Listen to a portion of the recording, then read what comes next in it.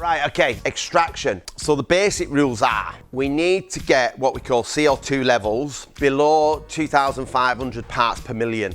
How are we going to achieve that? Well, we're going to achieve it by installing a canopy, which is going to have a minimum of 300 overhang. To guarantee that 300 mil overhang, you need to be selecting canopies of at least 1200 millimeter depth. We have to use baffle filters now. We're not allowed to use mesh filters. Those filters will save some of the grease from going into this thing here, what we call the ductwork.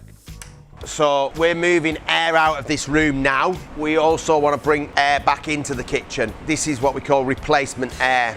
80% of what gets removed has to be blown back in. Replacement air methods are a permanent vent, that is natural ventilation. This is mechanical ventilation. We can mount a separate unit somewhere in the kitchen, or we can put a double skinned canopy up. We have extraction at the back of it, and we've got air coming in this bit here. We have to interlock the extraction system to the gas supplies. Components that make up interlocking are a gas solenoid valve. All that is a tap that's going to switch on and off the gas. You need an interlock panel, these bits here.